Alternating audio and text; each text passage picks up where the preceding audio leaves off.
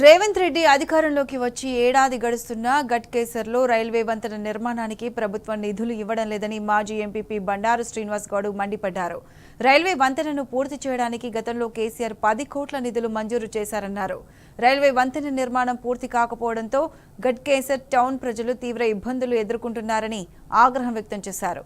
ప్రభుత్వం వెంటనే నిధులు విడుదల చేయాలని డిమాండ్ చేస్తూ గట్కేసర్లో ఐక్య కార్యాచరణ కమిటీ ఆధ్వర్యంలో రిలే నిరాహార దీక్షలు చేపట్టారు.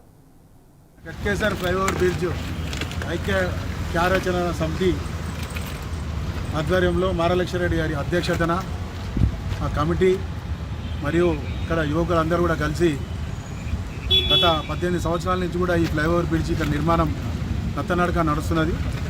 అందులో భాగంగా ఈ గత అన్ని ప్రభుత్వాలు కూడా కానీ ఈ ప్రభుత్వం వచ్చిన తర్వాత ఈ కాంగ్రెస్ గవర్నమెంట్ వచ్చినాక ఈ 1 ఇయర్ నుంచి కూడా ఈ ఫ్లైఓవర్ బ్రిడ్జ్ కానీ ఆ కాంట్రాక్టర్కు ఎలాంటి బిల్లులు కూడా ఇప్పటివరకు అతను చెల్లించలేదు.